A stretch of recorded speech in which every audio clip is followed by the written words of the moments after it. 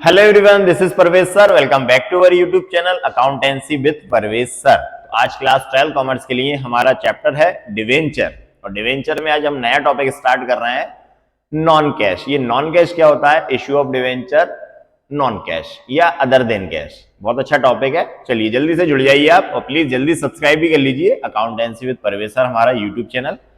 चलिए, तो डिवेंचर में आज के जो टॉपिक है हमारा वो है issue of debenture for non cash या अदर देन कैश। ये क्या चीज होती है, इसके बारे में बात करते हैं हम। देखिए, नॉन कैश या अदर देन कैश का मतलब होता है कि कंपनी जब अपने डिवेंचर इश्यू करती है तो जनरली पब्लिक जो इन्वेस्टर होते हैं वो पैसा देते हैं एप्लीकेशन पर, अलॉटमेंट पर, कॉल्स पर। लेकिन कुछ कंपनी अपने जो डिवेंचर इश्यू करती हैं वो कैश के अलावा अगर कोई एसेट्स परचेज की है तो उस एसेट्स का पेमेंट करने के लिए वो कंपनी कैश नहीं देती, उसकी जगह अपने डिवेंचर इशू कर देती है। इसको बोलते हैं नॉन कैश या अदर देन कैश, मतलब कैश के अलावा डिवेंचर का इशू। अब डिवेंचर का इशू कैश के अलावा का मतलब उसमें कैश नहीं आएगा कंपनी के पास में। कंपनी ने कोई एसेट्स परचेज की, जैसे मशीन परचेज की या फर्नीचर परचेज किया या बिल्डिंग परचेज की, और इन परचेज के बदले में जो पैसा इनको देना था कंपनी को, उसने अपने पैसा नहीं दिया, उसकी जगह कंपनी ने अपने डिवेंचर इशू कर दिए। तो डिवेंचर इशू करने की वही 3 कंडीशन है, या हजार पे करे कंपनी, जितने रुपए का डिवेंचर है उतने रुपए पे इशू कर दे, या फिर प्रीमियम पे इशू कर दे कंपनी, ज्यादा पे इशू करे तो प्रीमियम पे कर दे, या फिर डिस्काउंट पे भी इशू कर सकती है। तो 3 कंडीशन बनती हैं। चलिए आज का क्वेश्चन हम स्टार्ट करते हैं। तो ये नॉन कैश या अदर देन कैश बहुत इंपॉर्टेंट टॉपिक है। एक क्वेश्चन जरूर आता है एग्जाम में, क्लास 12 बोर्ड एग्जाम में जरूर आता है अदर देन कैश का। तो आप इस टॉपिक को बहुत अच्छे से पढ़ लीजिएगा। आज मैं 2 क्वेश्चन लेकर आया हूं इसके, ये दोनों क्वेश्चन मोस्ट इंपॉर्टेंट है। चलिए करते हैं स्टार्ट आज का क्वेश्चन। अब तो पहले तो हम क्वेश्चन को रीड कर लेते हैं। एक्स लिमिटेड वाला क्वेश्चन है, इसको यहां ले लेते हैं। चलिए, X limited purchase the machinery, X limited purchase the machinery from Y limited. तो एक्स लिमिटेड ने एक मशीन परचेज की है वाई लिमिटेड से, ठीक। At an agreed purchase consideration of ₹4,40,000। तो वो मशीन कितने की है? 4,40,000 की है।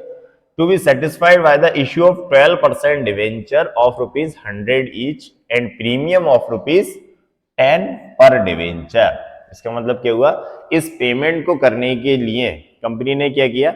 ये जो 4,40,000 रुपए की मशीन कंपनी ने खरीदी वाई लिमिटेड से, उसके लिए जो उसको पेमेंट करने के लिए, इसके कंसिडरेशन के लिए कंपनी ने क्या किया? अपने 100 रुपए वाले डिवेंचर इशू किए 10% प्रीमियम पे, 10 रुपए प्रीमियम पे, 10% भी बोल सकते हैं, 10 रुपए प्रीमियम।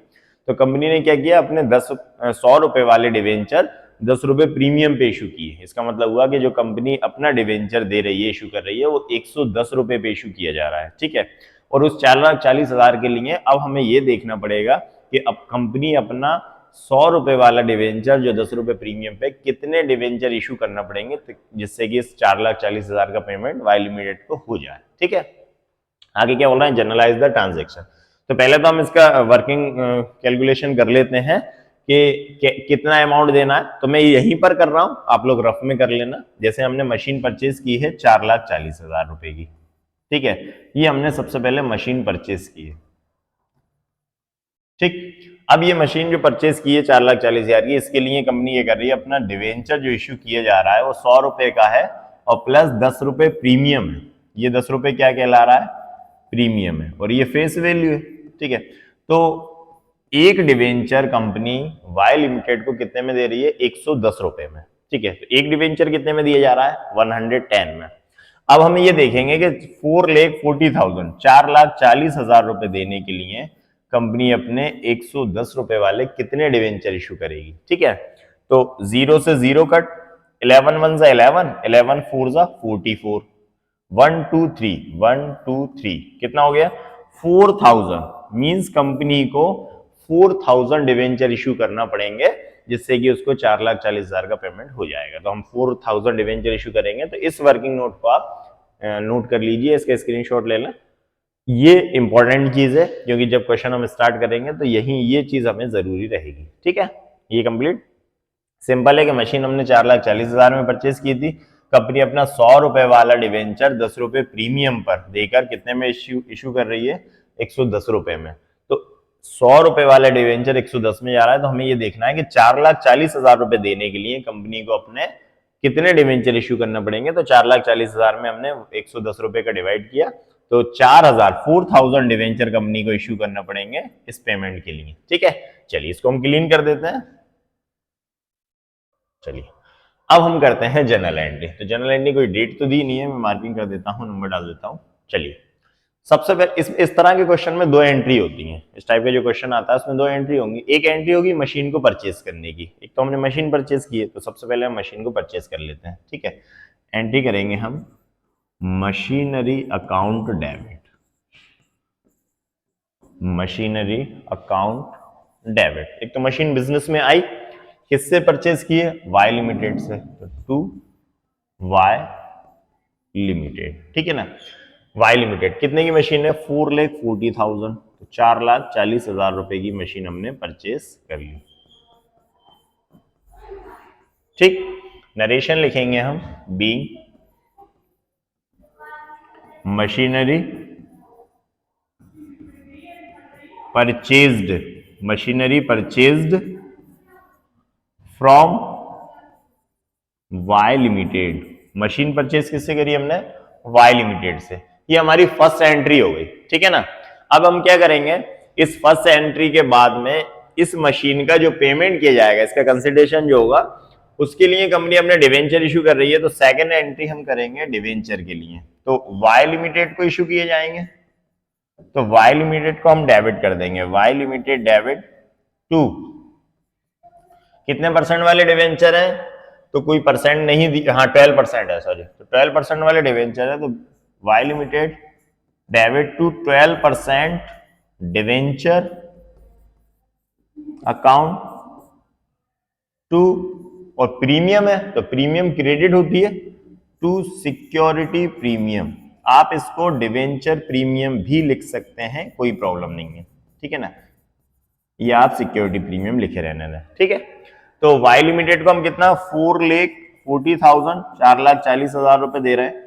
अब 4,40,000 रुपए के लिए हमने कंपनी के 4,000 डिवेंचर इशू किए, तो 4,000 डिवेंचर 100 रुपए वाला कितने का हो गया, 4 लाख रुपए का, और 10 रुपए प्रीमियम, तो 4,000 डिवेंचर पे 10 रुपए प्रीमियम कितनी हो गई, 40,000, 40,000 प्रीमियम हो गया। इस तरह से 4,40,000, 4,40,000 किसको मिल गए, वाई लिमिटेड को। नरेशन लिखते हैं इसकी हम बीइंग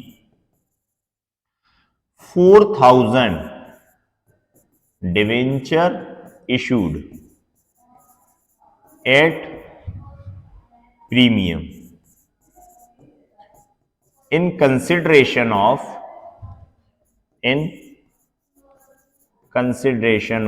purchase of machine, लिख दो purchase of machinery।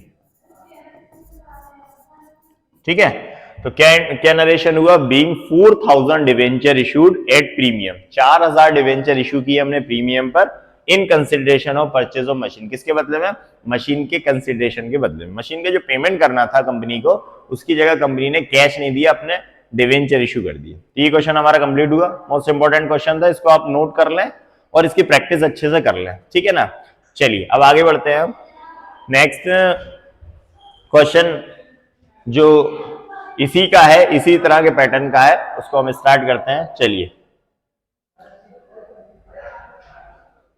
तो ये क्वेश्चन है हेमराज ट्रेडर्स वाला। ये भी बहुत अच्छा क्वेश्चन है, दोनों टाइप के क्वेश्चन आप अच्छे से ट्राई कर लेना।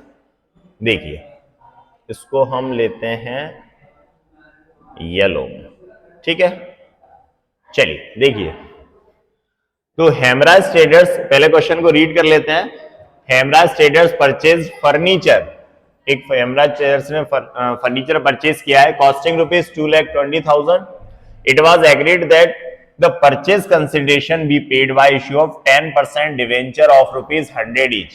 क्या हुआ है, हेमराज ट्रेडर्स ने एक फर्नीचर परचेज किया है, कितने का, 2,20,000, 2,20,000 का, और ये कहा गया है कि इट वाज एग्रीड दैट, ये क्या, इसके बदले में purchase consideration to be paid by issue of 10% debenture. तो हेमराज ट्रेडर्स ने क्या करा, एक फर्नीचर परचेज किया और उसका पेमेंट करने की जगह अपने 10% वाले डिवेंचर इश्यू कर दिए। 10% वाला डिवेंचर है और एक डिवेंचर कितने का है, 100 रुपीज का है।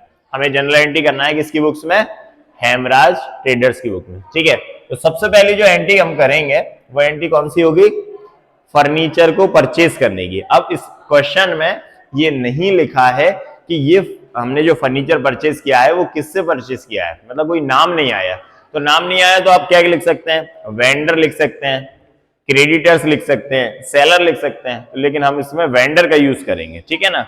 चलिए तो फर्स्ट एंट्री करते हैं हम फर्नीचर परचेज करने की, तो furniture account debit, furniture account debit to, नाम नहीं है वेंडर लिख दें आप, to vendors, furniture account debit to vendors, नाम आता तो यहाँ पे नाम आ जाता। ठीक है, या आप इसकी जगह क्रेडिटर्स भी लिख सकते हैं।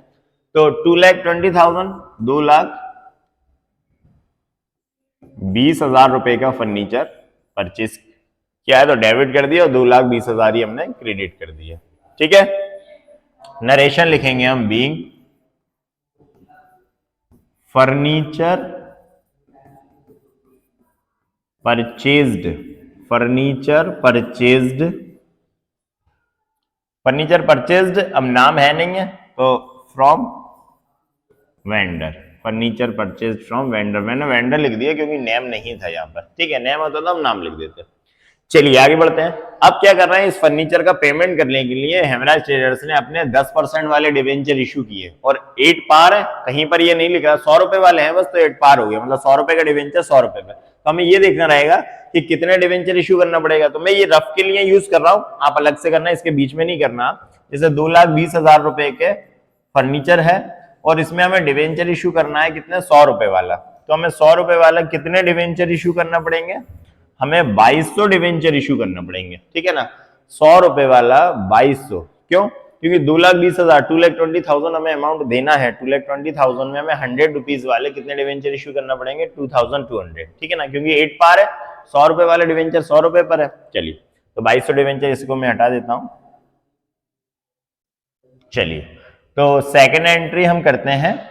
सेकेंड एंट्री में क्या करेंगे हम, वेंडर जिससे हमने फर्नीचर परचेज किया था उसको हम डेबिट करेंगे और डिवेंचर को हम क्रेडिट करेंगे। सेकेंड एंट्री बनेगी vendors account debit, vendors account debit to, कितने परसेंट वाले डिवेंचर है हमारे, 10%, तो to 10% debenture.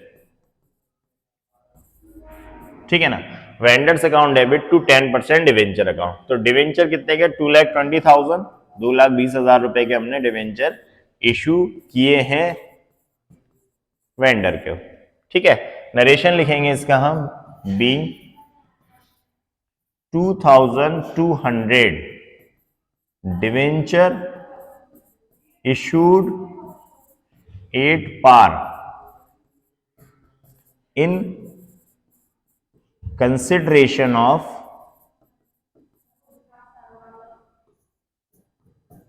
purchase of furniture, purchase of furniture. ठीक है, तो ये क्वेश्चन हमारा कंप्लीट हुआ। इस क्वेश्चन में क्या किया हमने, एक तो फर्नीचर परचेज किया 2,20,000 का, जिससे खरीदा उसका नाम नहीं था तो हमने वेंडर लिख दिया। अब हमने वेंडर को हमारे 10% वाले डिवेंचर इशू किए जो 8 पार पे इशू किए गए हैं, 100 रुपए वाला 100 रुपए पर। नेक्स्ट एंट्री करिए हमने vendor account debit to 10% debenture, 2,20,000 रुपए। ठीक है, ये क्वेश्चन कंप्लीट हो गया, इसको आप नोट कर लें या इसका स्क्रीनशॉट ले लें और आगे भी क्वेश्चन के लिए आप प्रैक्टिस करते रहें, जुड़े रहें आप हमसे। मिलता हूं मैं नेक्स्ट वीडियो में फिर से कुछ नए टॉपिक लेके, तब तक आप प्लीज जुड़े रहिए हमसे और प्लीज जल्दी सब्सक्राइब भी कर लीजिए accountancy with Parvez sir. Next video में कुछ नए टॉपिक के साथ में फिर से मिलता हूं मैं। Thank you and good bye.